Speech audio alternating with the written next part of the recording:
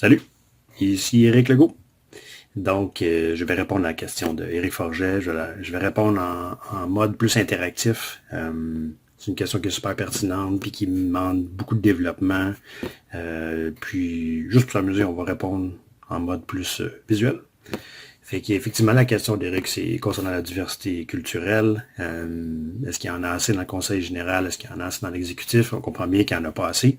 Effectivement, c'est comme Éric l'a dit, c'est assez blanc. Donc, la question de l'inclusion, la question d'exclusion, est-ce que d'abord, bon, on conclut qu'il n'y a pas assez il y a pas assez de représentation au niveau de la diversité culturelle, il n'y a pas assez de différence. Qu'est-ce qu'on peut y faire? Mais juste avant de répondre à cette question-là, je veux juste porter à votre attention que la forme de la question, c'est une récurrence. On a la même thématique dans plusieurs questions. Je vais vous le montrer. Il y a d'abord la question de Marie-Josée Perron. De quelle façon vous pensez faire pour être plus près des membres en région? Donc, est-ce que le CMB inclut les régions? Est-ce que dans notre structure syndicale, il y a de la place pour les régions? Est-ce qu'elles se trouvent représentées? La question de Geneviève aussi, concernant les inégalités hommes-femmes. Et puis, au niveau d'un exemple concret, les personnes en congé parental n'ont malheureusement pas le droit au calcul de ces heures-là pour l'avancement d'échelon. Puis on sait très bien que les personnes qui bénéficient de ce congé parental-là sont majoritairement des femmes, en grande majorité. Donc, encore une fois, est-ce qu'il y a assez de... Est-ce qu'on répond aux inégalités hommes-femmes? Puis il va falloir y voir si c'est pas le cas. Même la question de Marie-Josée Perron, le 18 février, qui parle des différents postes à l'exécutif, qu'il faut travailler avec plusieurs personnes, avec des caractères différents, des opinions différentes. Qu'est-ce qu'on va faire avec ça? Qu'est-ce qu'on fait face aux caractères différents, aux opinions différentes?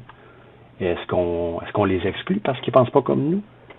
C'est des questions qui sont très légitimes, puis on voit vraiment que c'est une donne majeure. C'est la même thématique qui revient.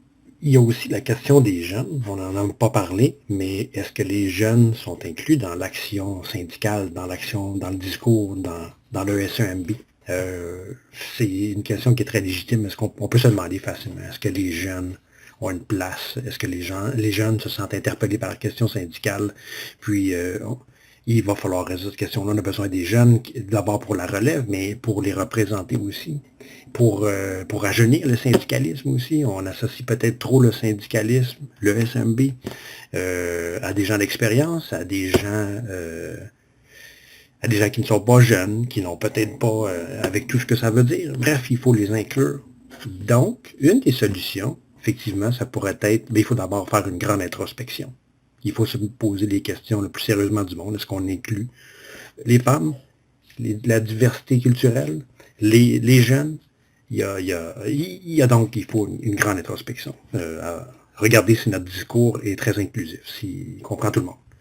Donc, faut se parler, il faut s'écouter. Il faut regarder qu'est-ce qu'on se dit, qu'est-ce qu'on fait. Un comité qui pourrait s'appeler un comité inclusion pourrait être une solution. Un comité composé justement de personnes qui représenteraient ceux qui pourraient être exclus.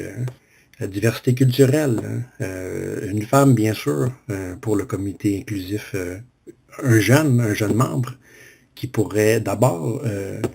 ce comité-là aurait le mandat de premier de voir si tout le monde est bien inclus, mais deuxièmement, de s'assurer que le SEMB, dans son action, dans sa parole, dans ses revendications, dans sa présence, soit jeune, dynamique et qui représente tout le monde. On dit qu'on est 5500. Il faut que notre langage montre notre diversité. C'est notre force. Donc, c'est une des actions qui est possible. Mais les échanges qui ont lieu présentement, c'est excellent. Durant la campagne, c'est fantastique. En fait, si ça peut toujours se passer comme ça, c'est incroyable ce qu'on peut faire là. Il n'y a pas de limite. Et il n'y a aucune raison que ça soit pas comme ça tout le temps. Là. Il ne faut pas juste que ça soit la campagne. Là. Nous, les candidats aussi, il ne faut pas juste que ce soit un acte temporaire parce qu'on se présente. Il faut se présenter tout le temps. Il faut s'écouter, il faut se parler. Il y a pas mal de solutions, honnêtement. Puis dans l'échange, dans la parole, c'est comme ça que ça va se passer.